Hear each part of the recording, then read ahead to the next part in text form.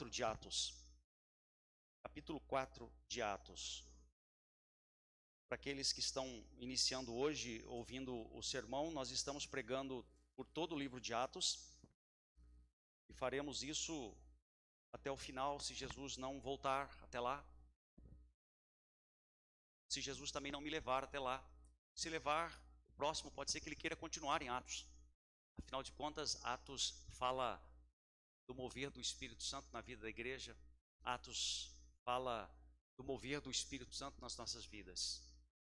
Irmãos, nós só estamos aqui porque o Espírito Santo habita em nós.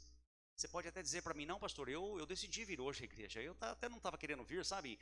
Mas aí eu tomei banho, botei uma roupinha e vim. Não, se você está aqui, creia nisso. Porque o Espírito Santo te trouxe aqui.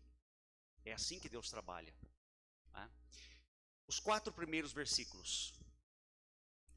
Falavam eles ainda ao povo, quando sobrevieram os sacerdotes, o capitão do templo e os saduceus, ressentidos por ensinares eles o povo e anunciarem em Jesus a ressurreição dentre os mortos, e os prenderam, recolhendo-os ao cárcere até o dia seguinte, pois já era tarde. Muitos, porém, dos que ouviram a palavra, a aceitaram, subindo o número de homens a quase 5.000. Como nós vimos no sermão passado, né, a pregação do evangelho feita por Pedro no templo chamou a atenção de muitas pessoas. Muitas pessoas. E o texto do sermão de hoje vai nos mostrar que o discurso que Pedro fez e estava fazendo, cheio do Espírito Santo, também despertou a atenção dos sacerdotes, do capitão do templo e dos saduceus. Quero propor uma divisão aqui desse sermão dessa noite em 3 partes. Estou chamando de divisão tripartite. 3 partes.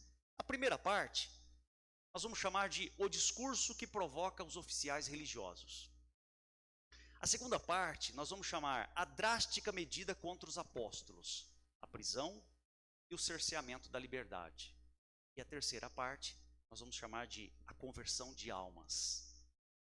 Vamos então à primeira parte, o discurso que provoca os oficiais religiosos.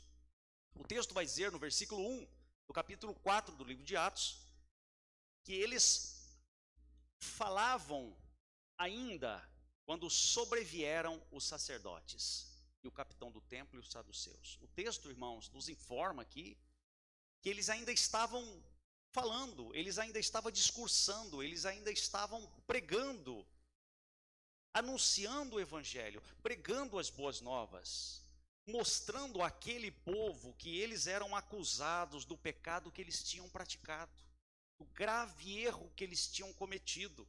Afinal, eles haviam matado Jesus Cristo, o Filho enviado de Deus. Eles falavam também que eles tinham plena convicção de que aqueles homens tinham feito aquilo com Jesus por total ignorância, por falta de entendimento, tanto do povo quanto das autoridades deles. É isso que a gente vem vendo aí ao longo dos sermões anteriores. Mas não para aí.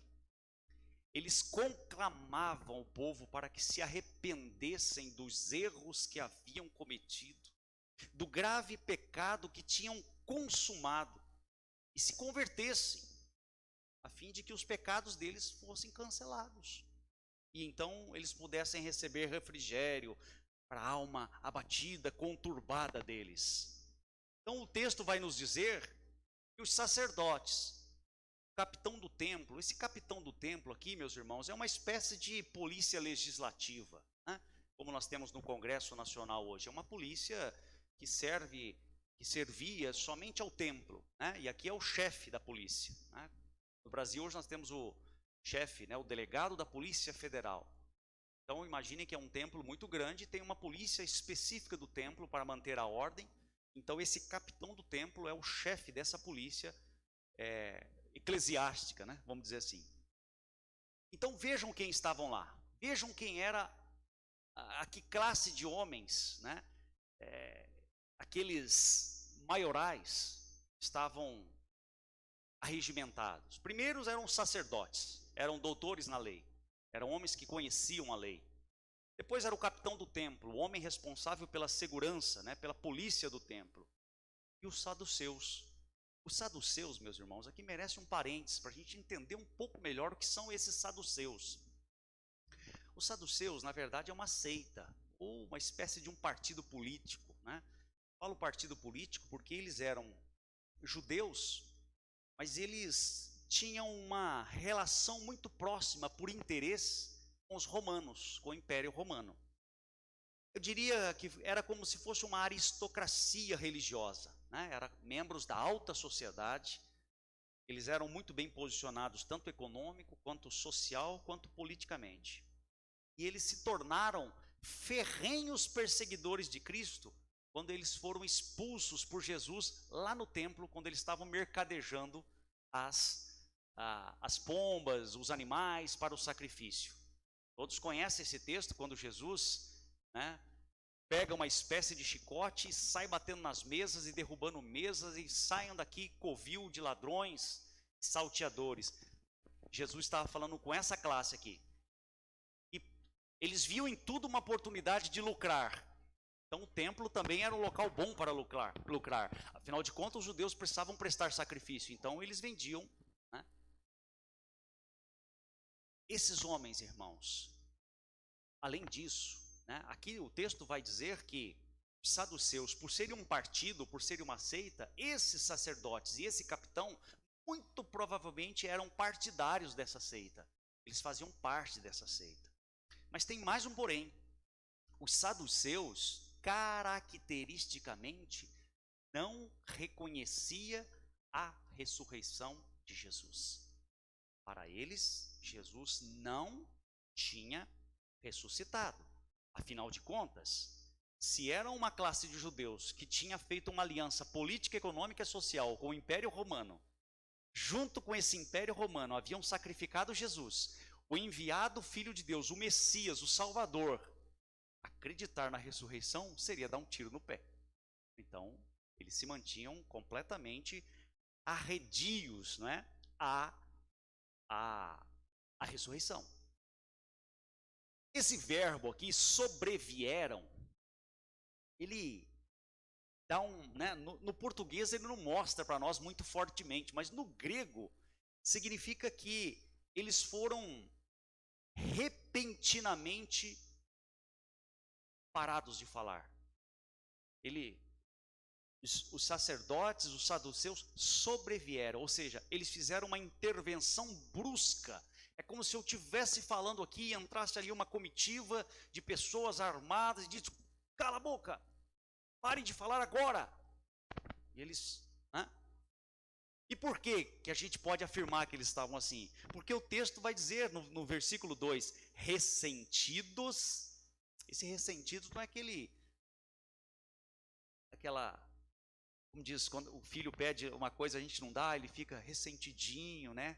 Ou até mesmo a gente, às vezes fica meio ressentido. O irmão olhou meio torto hoje para mim, estou meio ressentido. Não, irmãos, esse ressentido aqui é profundamente magoados, ofendidos.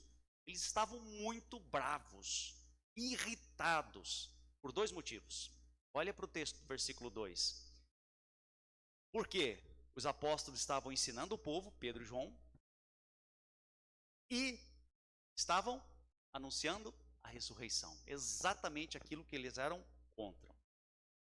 Então, vejam, primeiro motivo, eles ensinavam o povo. Irmãos, somente os oficiais podiam ensinar o povo. Onde já se viu um pescador e um cara que vem lá do meio do nada, de repente agora vai dizer que é o Messias? Isso é incumbência, isso é responsabilidade, isso é da competência só dos sacerdotes, só dos clérigos. É uma função exclusiva dos clérigos. E aqui eu quero abrir um parênteses, meus irmãos, para lembrar, e veja que nós estamos falando aqui no século I, ou um pouco antes, porque Jesus tinha acabado de ser falido, né? Século I, os primeiros anos aí da vida de Cristo, né? Que a gente chama de Ad Domini, né? O AD. Vejam, isso permaneceu por mais ou menos 15 séculos. 15 séculos. Somente os sacerdotes tinham a prerrogativa de ensinar a palavra de Deus. Por que nós sabemos disso? Porque foi somente no século XVI, 1517, que nós tivemos a Reforma Protestante. Quando o nosso irmão, o monge Martinho Lutero, instituiu o quê? O sacerdócio de todos os santos. Acabou aquele momento em que o sacerdote, agora somente ele tinha exclusividade de falar a palavra de Deus. A missa era feita em latim, de costa para o povo.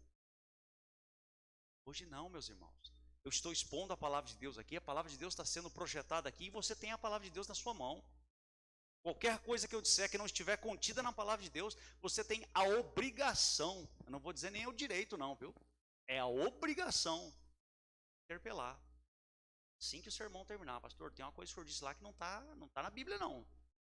Terei que me corrigir, terei que me retratar com a igreja. Melhor assim do que ter que retratar com Deus lá depois. Lá a coisa é mais séria, né? Muito mais. Então vejam, irmãos. Com a reforma, né, especialmente aí com a invenção da máquina tipográfica, né, por assim dizer, da imprensa, lá por Gutenberg, o primeiro livro impresso em grande escala foi a Bíblia. Glória a Deus por isso. E essa Bíblia, traduzida do latim para o alemão, por Martinho Lutero, se espalha então pelo mundo da época, né? Eu pergunto para você, o que você tem na sua mão aí, meu irmão? A irmã Nilza, eu olho para ela, ela está... Eu até falei, irmã Nilza, eu gosto muito da senhora, olhar para a senhora e ver a senhora com a Bíblia. Isso é um... Né, ela abraça assim de um jeito como se a Bíblia estivesse viva e fosse pular da mão dela. Glória a Deus. O que vocês têm na mão? Nós temos a Bíblia, a palavra de Deus, totalmente inspirada pelo Espírito Santo, irmãos. Quando nos apropriamos dessa palavra com zelo, com dedicação, com amor, com santo temor, o mesmo Espírito que a inspirou, agora nos ilumina para que as verdades contidas nesse santo livro sejam aplicadas ao nosso coração. Isso que a palavra de Deus faz. E qual era o segundo motivo, então, pelo qual os saduceus estavam bravos com os apóstolos? Eles estavam bravos porque eles estavam anunciando a ressurreição de Jesus dentre os mortos. Agora vocês imaginam, irmãos, para aquela seita que não cria em Jesus como Filho de Deus, o Messias, o enviado pelo Deus de Abraão, de Isaac e de Jacó. Porque Pedro tinha reforçado isso. O Deus de nossos pais. E eu já falei no sermão passado que quando Pedro falava isso, o Deus de nossos pais, ele estava fazendo menção a Abraão, Isaac, Jacó, que era quem aqueles homens referenciavam.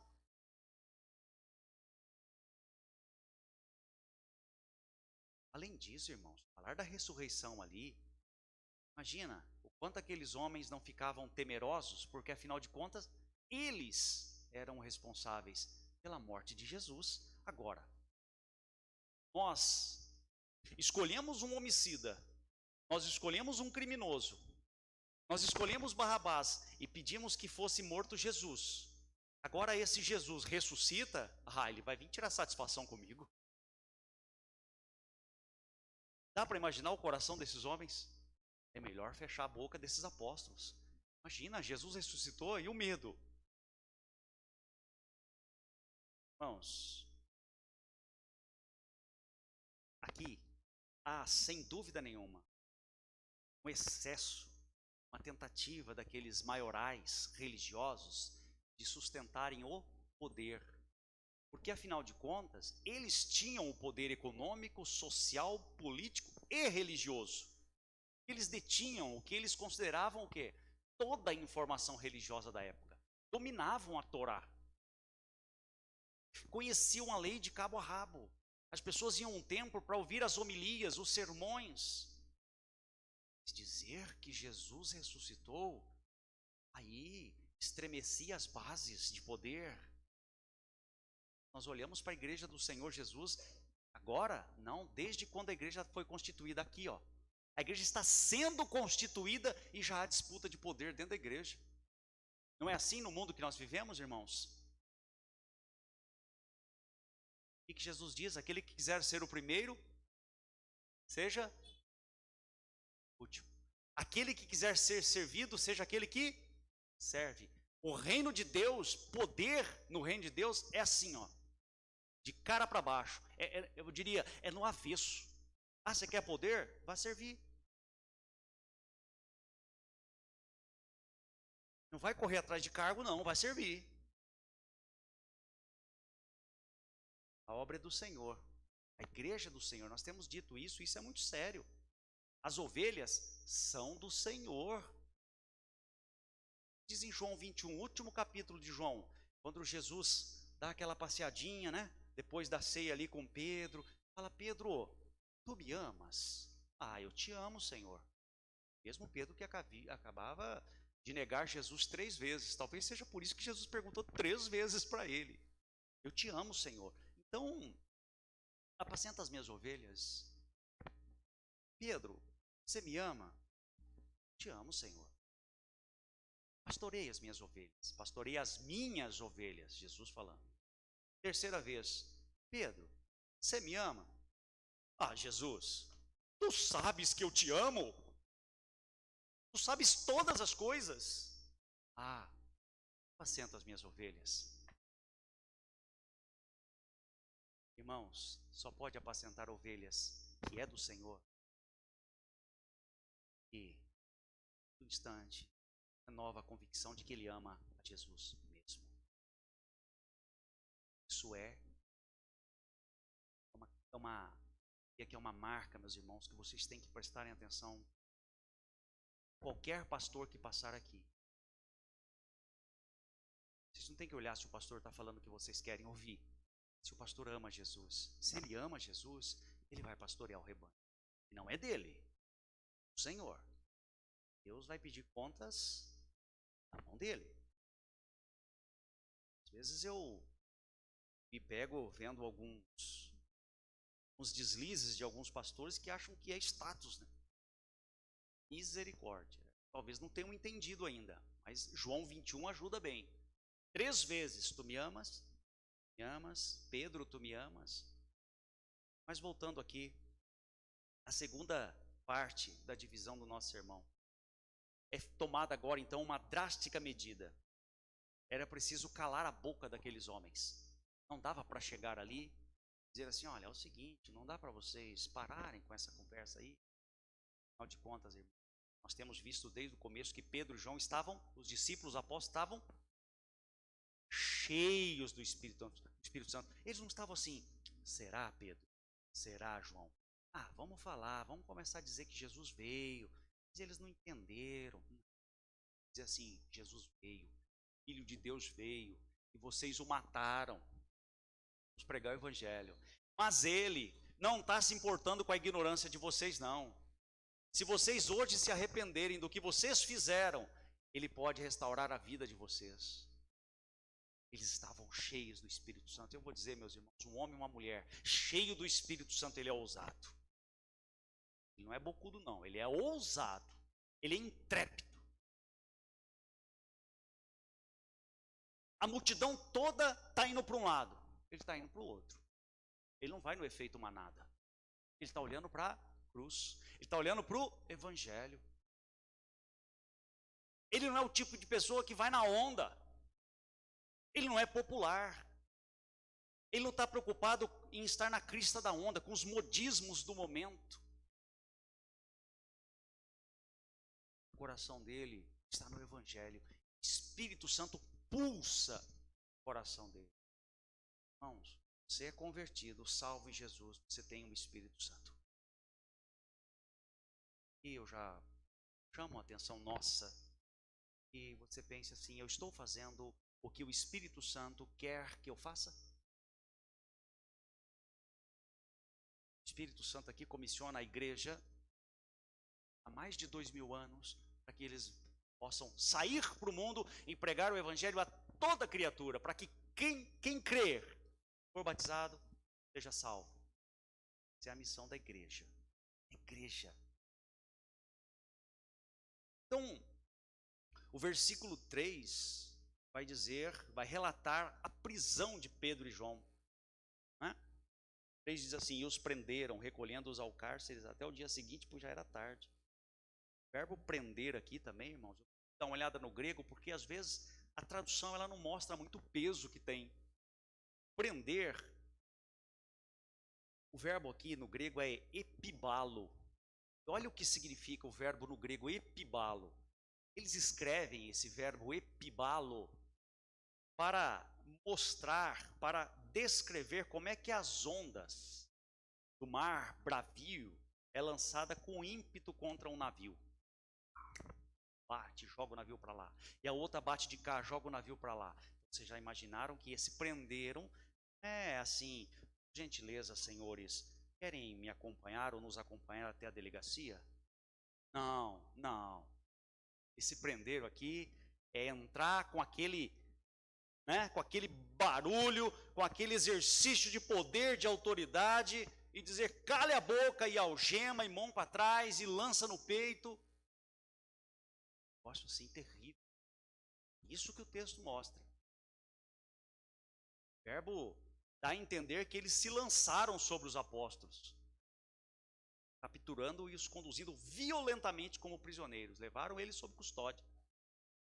Irmãos, a mensagem daquele discurso precisava ser calada o mais urgente possível.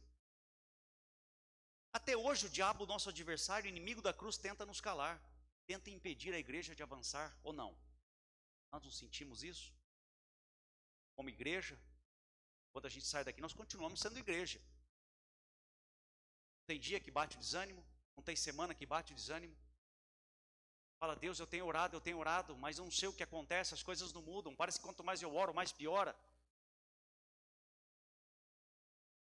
O Evangelho não é só para trazer conforto para nós.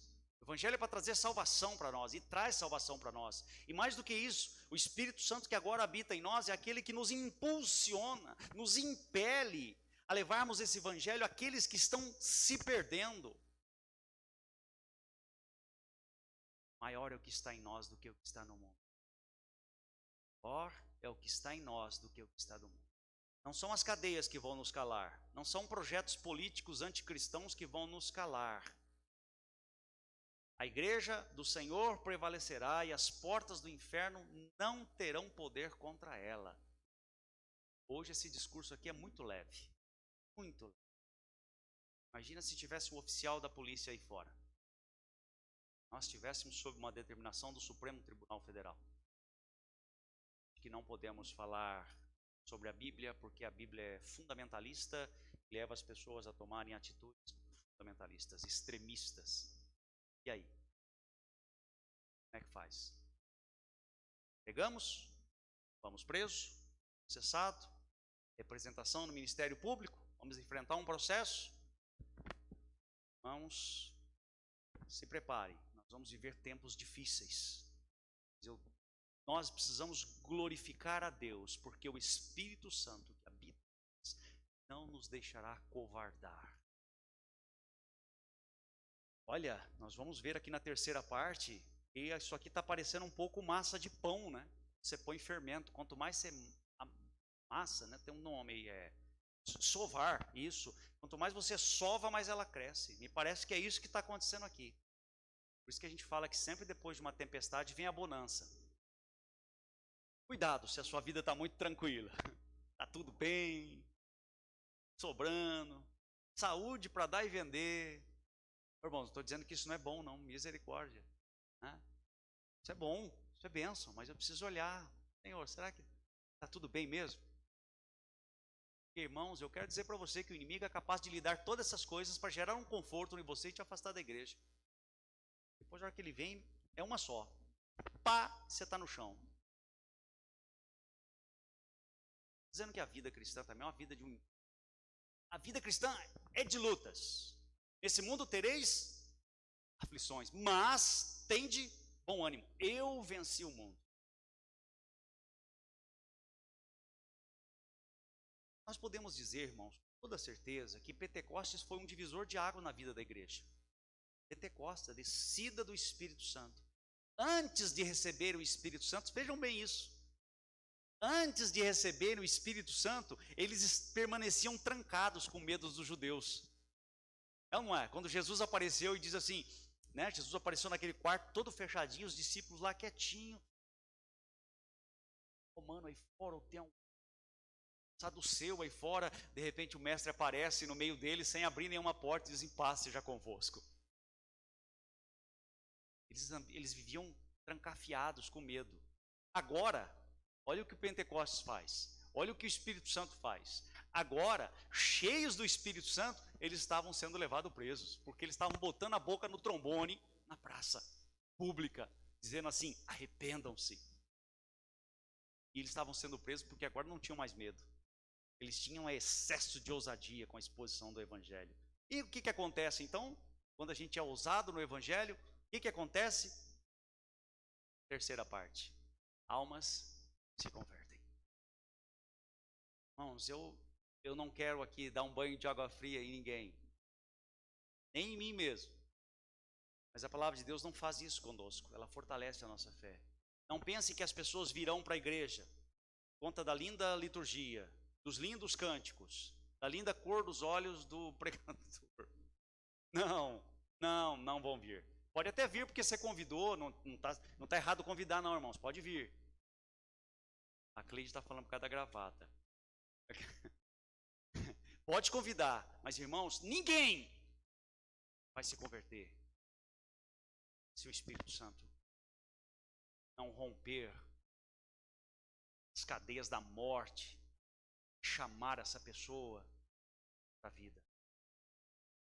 Isso que antes de você convidar uma pessoa para a igreja, tenha certeza de que você orou por ela por pelo menos 15 dias ininterruptamente, todos os dias. Versículo 4, nós já estamos partindo para o encerramento. Versículo 4 diz: muitos, porém, dos que ouviram a palavra e aceitaram, subindo o número de homens a quase 5.000. Nós já tínhamos quase 3.000, né? Não foi isso que nós terminamos lá? Quase 3.000? Apóstolos, 120 reunidos no cenáculo. Estão acompanhando comigo, né? A sequência do sermão. Depois foram acrescentados mais quase 3.000 e agora mais quase 2.000. Então já tínhamos quase 5.000. Igreja, hein? O verbo ouviram aqui, irmãos, também vem do grego, ele quer dizer que eles compreenderam. Não foi só entrar por um ouvido assim, você ouviu, ouvi. Porque você pode ouvir a palavra nessa noite, mas você pode não escutar, você pode não compreender. Você concorda comigo? Já aconteceu de você estar ouvindo um barulho, alguém falando com você e você com um pensamento, desculpa, o que você estava falando mesmo? Isso acontece com a gente. Mas não é isso que aconteceu com esses homens que se converteram. Porque a Bíblia diz que a fé vem pelo ouvir, e ouvir a palavra de Deus. Esse verbo que é usado aqui, ouviram, é o mesmo usado lá no capítulo 16, versículo 14 do livro de Atos. Nós vamos chegar lá, quando Paulo vai narrar a conversão de Lídia. O texto diz assim: certa mulher chamada Lídia, da cidade de Tiatira, vendedora de púrpura, temente a Deus, os escutava. O Senhor e abriu o coração para atender às coisas que Paulo dizia. Esta é a compreensão. Porque eu não estou falando grego aqui. Eu não estou falando inglês, alemão, espanhol. Estou falando a língua que nós nos comunicamos. Mas é preciso que o Espírito Santo traduza isso numa linguagem espiritual que vá no âmago do nosso coração. E eles ouviram então a palavra de Deus. Pedro estava pregando, é o que hoje está narrado aqui para nós. O versículo continua dizendo que aqueles que ouviram aceitaram a palavra. Aceitaram a palavra. Eu ouço, eu compreendo, aceito essa palavra. Porque algo em mim já testificou que aquela é a verdade. Irmão, vocês já pararam para pensar por que nós, cristãos, temos esse livro como a única regra de fé e prática e cremos que tudo que está aqui é verdade? É certo que muitas igrejas, o próprio cristianismo, a teologia, tem vivido um liberalismo muito grande. O liberalismo teológico tem entrado nas igrejas de uma forma ferrenha, muito forte. E sabe qual é o primeiro pilar que o liberalismo corrói? A autoridade, a inerrância da palavra de Deus. Eles já começam a dizer assim que a palavra, que este livro não é a palavra de Deus, mas contém a palavra de Deus. Se contém, pode ser que em algumas partes sejam mais uma narrativa histórica e não seja inspirada. Essa corrente é muito forte. É muito forte. Nós vamos continuar crendo na palavra de Deus como palavra de Deus. Irmãos, e quem é que nos dá essa consciência, essa certeza de que aqui nós temos a palavra de Deus? Só o Espírito Santo. Esse mesmo Espírito Santo que estava agindo na vida de Pedro e de João é o mesmo, irmãos. Eles aceitaram a palavra. Eles aceitaram a verdade. Eles aceitaram o Evangelho. Creram que o Evangelho é verdadeiro. Irmãos, nós temos aprendido, e é verdade, que nós não temos que praticar nenhuma obra para ser salvo, tudo bem? Isso é verdade. Nós não somos salvos pelas obras, somos salvos pela fé. Mas Tiago diz que fé sem obras é morta. Então, quero chamar a atenção dos meus irmãos, porque eu os amo. Essa fé está sendo operosa? Repito, não somos salvos pela fé, perdão, pelas obras. Somos salvos única e exclusivamente pela fé, operada em nós pelo Espírito Santo. Romanos. Mas Tiago vai dizer que sem obras a fé é morta. Não é fé para salvação que Tiago está falando. Até porque essa obra quem faz é o Espírito Santo. Mas depois que nós nascemos, a fé tem que ser operosa. A fé tem que ser operosa, irmão. Então, não se descuide. Não se preocupe se você não está tendo vontade de ler a Bíblia. Eu falo não se preocupe, não é fica assim, muito tranquilão, não. Não se assuste. Mas você precisa ajoelhar e dizer, Senhor, eu quero ter certeza da minha conversão. Por quê? Porque hoje eu aprendi, ou eu tenho ouvido, e está na sua palavra, que fé sem obras é morta. Então, se o Senhor me deu fé, eu sou convertido, eu tenho que ter obras. Não para ser salvo, eu já sou salvo. Eu tenho que amar a tua palavra. Eu tenho que amar falar contigo em oração. Senhor, o teu Espírito que está dentro de mim e me salvou, tem que me impulsionar a falar de Cristo para as outras pessoas. Senhor, eu não posso olhar para o meu filho, para minha filha, para minha irmã, para minha mãe, para o meu esposo, para minha esposa, para o meu vizinho, para o meu tio, quem quer que seja, pessoas que eu amo e vendo elas indo para o inferno. Falar nada. Fé sem obras. Nosso tema aqui hoje não é fé. Mas eu precisava dizer isso, irmão. Então, esse número de convertidos chega a quase, aproxima de 5.000 almas resgatadas do inferno, do lugar de tormento. 5.000 almas transformadas pelo Espírito Santo, irmãos. Não são 5.000 almas convencidas por um discurso apologético, ou um discurso ideológico ou político partidário. São quase 5.000 almas convertidas pelo poder do Espírito Santo. Não foram 5.000 almas convertidas ao partido de João e de Pedro. E quando quiseram ovacionar aqueles homens pelo milagre que Jesus tinha feito por intermédio deles, falaram, para. Quando Paulo chegou lá no Areópago também, aqueles homens acostumados a ovacionar os deuses queriam adorar Paulo. Paulo falou, de jeito nenhum. O único que é digno de receber a honra, a glória e o louvor. Eu venho falar desse homem para vocês, desse Jesus, eu não. Para concluir, irmãos, meus irmãos amados, nós precisamos pregar o Evangelho. Nós precisamos pregar amor e compaixão. E amor e compaixão pelos perdidos é uma marca do verdadeiro cristão, irmãos. Precisamos amar o Evangelho, precisamos viver o Evangelho, precisamos anunciar o Evangelho no poder do Espírito Santo. É mais do que convidar as pessoas para vir à igreja. Repito, dizendo que está errado convidar as pessoas para vir à igreja. Mas você concorda que convidar as pessoas para vir à igreja é a mesma coisa de você convidar as pessoas para ir num chá de cozinha, num chá de bebê, para ir num churrasquinho que você vai fazer na sua casa? E a pessoa pode vir e sair da mesma forma que veio, e simplesmente para não falar não para você.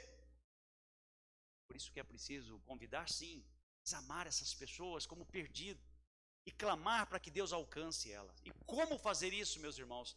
Não dá para fazer se nós não nutrirmos amor pela palavra de Deus, pelo estudo sistemático da Bíblia. Talvez o sermão hoje esteja um pouco pesado, mas irmãos, é preciso pregar o Evangelho. É preciso dizer a verdade que está na Bíblia. E eu vou dizer para os irmãos que o inimigo tem usado uma estratégia muito sutil, e tem dado resultado. Qual é? O diabo tem afastado os cristãos do estudo. Como é que eu sei disso? É porque eu olho para mim. Se eu não disser assim, Deus tenha misericórdia de mim, não botar a mão na massa, eu fico um dia sem ler a Bíblia, fico dois. Ah, mas o senhor tem que ler, o senhor é pastor. Ah, tá. Tem que ler, porque senão eu não me alimento dela. Minha fé precisa ser operosa. A fé que Cristo me deu precisa ser operosa.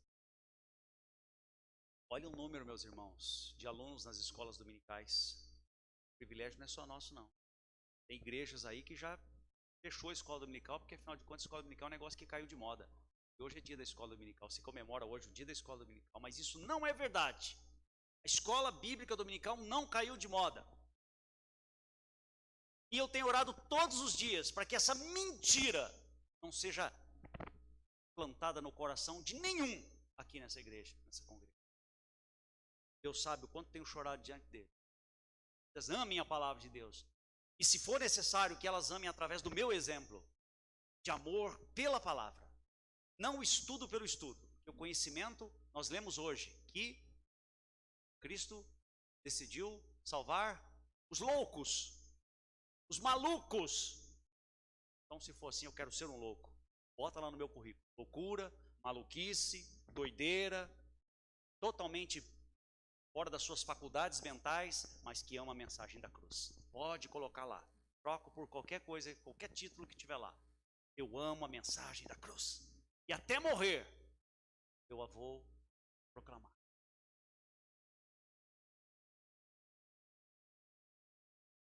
Jesus, nós não vamos dar ouvidos a esse murmúrio maligno. Nós vamos clamar para que Deus coloque amor nos nossos corações pela sua santa palavra. Irmãos, a palavra de Deus é imprescindível a uma vida cristã saudável. O profeta Amós, no capítulo 8, versículos 11 e 12, registra o seguinte texto: eis que vem dias, diz o Senhor Deus, em que enviarei fome sobre a terra, não de pão, nem de sede, nem sede de água, mas de ouvir as palavras do Senhor.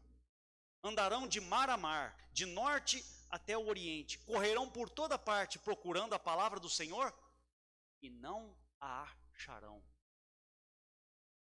Seja um desses que irá procurar a palavra e não vai encontrar. A palavra hoje está sendo entregue para você aqui. A palavra do Senhor está dizendo a você hoje, nessa noite, nesse momento, não se faça de desentendido. A palavra de Deus está falando comigo. Filho, não apartes da tua boca o livro desta lei, antes medita nela de dia e de noite, para que vá bem e prospere em todos os teus caminhos. Deus está falando com você nesse momento. Você pode até dizer, não, isso não é comigo. Eu vou dizer, isso é com você. E não sou eu que estou dizendo. Deus, pela sua palavra, está dizendo, é para você. Eu não disse no início que você só está aqui porque o Espírito Santo trouxe? Não adianta você pensar, eu não podia estar aqui para ouvir essa palavra. Não, essa palavra é para você. Ou para você que está nos assistindo, que agora nós temos também o culto virtual, né? Então, Deus, o Espírito Santo é aquele que transforma. Deus me chamou, irmãos, para pregar o Evangelho. Eu sou o pastor? Não. Chamou por quê? Porque eu fui alcançado pelo Evangelho. Fui alcançado pelo Evangelho. O ID de Jesus não é para pastor só. O ID de Jesus é para a igreja. Ide por todo mundo, pregar o Evangelho a toda criatura. Deus me chamou para pregar o Evangelho. Deus me chamou para viver o Evangelho. Deus me chamou para testemunhar o Evangelho até sem palavras. Eu não posso falhar nesse ponto. Eu não posso. Deus vai cobrar de mim. Deus vai cobrar de nós. Amém, irmão? Deus nos fortaleça, que Deus nos ajude a prepararmos mesmo o nosso coração e tomarmos algumas decisões nas nossas vidas. É claro que varia de pessoa para pessoa, mas às vezes eu fico inconformado com algumas coisas na minha vida, irmão. Peraí, isso aqui tá? Isso aqui tem que dar um upgrade aqui. Eu vou para a cruz, eu vou para a Bíblia e falo, Senhor, muda minha vida. Aí eu não vou para a rede, deito na rede, tomo um suco de laranja e ficar esperando o Espírito. Ô filho, você fez um pedido para mim, eu trouxe aqui para você todo o plano de ação. Não, tem que orar e pôr a mão na massa. Orar, pedir a direção para Deus e pôr a mão na massa. Então, o que hoje nós aprendemos, irmãos? Nós aprendemos que se nós somos salvos e somos salvos, amém? A Bíblia pode estar nas nossas vidas. É a mesma coisa que eu disser assim para você: vocês estão vivos? Eu estou vivo. Você se alimentou hoje? No mínimo, quem é bem econômico aqui com alimentação, fez entre 2 e 3 refeições hoje. No mínimo. Forte. Se brincar agora, está com fome, não vê a hora de acabar o culto para chegar em casa e chapar um prato. Oh, que delícia. E a sua vida espiritual? Você nasceu? Está vivo espiritualmente? Está sem fome? É uma anomalia. Tem alguma coisa errada. Se você está vivo espiritualmente e não está sentindo fome, tem alguma coisa errada. Não é normal. Precisa ir ao médico. Não precisa ir não. O médico já veio consultar você. Ele está dizendo assim: corra para a cruz. Venha para os meus pés. Clame misericórdia. Você está desnutrido. Você está com a sua imunidade espiritual baixa. Aí, alguém dá um espirro espiritual maligno do seu lado, pega a Covid, inferno. Vira uma pneumonia, vai parar na UTI espiritual. Percebe, irmãos? Negocinho que você podia tirar de letra assim. Olhei torto pro irmão. 3 meses sem vir à igreja. Quando deu um espirro, uma pneumonia, precisou ficar deitado. Estou falando espiritualmente. Quando a imunidade está baixa, qualquer vírus pega a gente. Eu vou dizer, irmãos, o inimigo não está dormindo.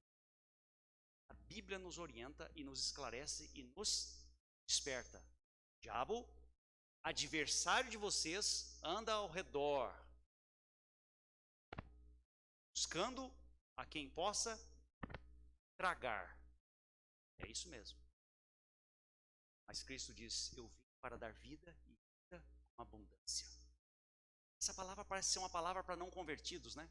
Essa palavra é uma palavra, irmãos, para quem está dentro da igreja. Essa palavra é o Evangelho.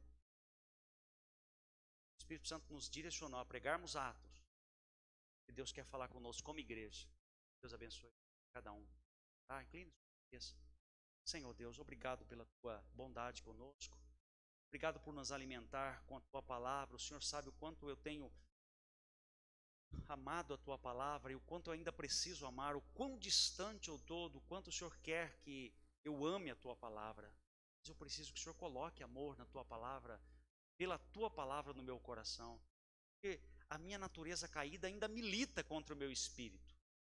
Ela ainda quer que eu me alimente de coisas terrenas. Ela quer que eu coloque todas as minhas energias e o meu tempo em coisas terrenas. Não tem absolutamente nada a ver com o teu reino.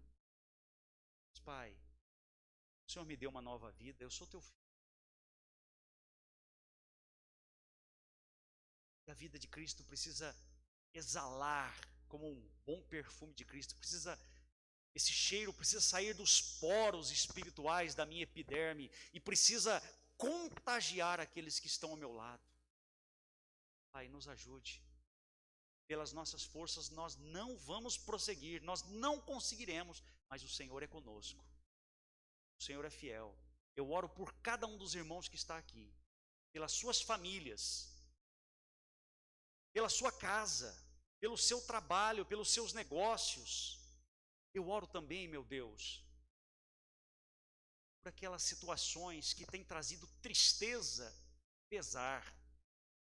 Pai, eu sinto que há hoje, nesta noite, de uma forma muito diferente, vidas aqui que o coração está como se estivesse sendo prensado contra uma parede, a ponto de a respiração ficar até ofegante. Pai, eu não sei o que se passa com essa vida, mas o Senhor conhece. Posso dizer que o Senhor é o Deus que liberta. O Senhor é o Deus que pode trazer paz e alegria, restaurar a alegria nesta vida, nesta alma. O Senhor não nos fez para vivermos em tristeza. Nós passamos sim por tribulação, mas somos vencedores em Cristo Jesus, porque o teu sangue foi derramado por nós. E isso é tudo que nós precisamos. Eu oro, Senhor, para que o teu Espírito ministre a vida dos meus irmãos e a minha vida nesta semana. Eu oro também para que, se alguma vida sentir de me telefonar, de ligar para mim, querendo conversar privativamente, como resposta desta palavra de hoje, eu continuarei crendo que o Senhor é poderoso para continuar o processo de transformação. Não importa se essa pessoa, se esse homem, se essa mulher tem 10, 15, 20, 30 anos de evangelho, de igreja. O Senhor veio para dar paz e veio para transformar as nossas vidas. E veio nos dar vida, e uma vida em abundância. Não é uma vida de mendicância. Não é uma vida de pobreza espiritual. É uma vida que sobra, transborda. É uma vida que eu tenho para mim e posso dar para o meu irmão. Posso compartilhar com o meu próximo. Em nome de Jesus. Amém. Amém. Podemos encerrar já? Vamos fazer o fechamento, Mário?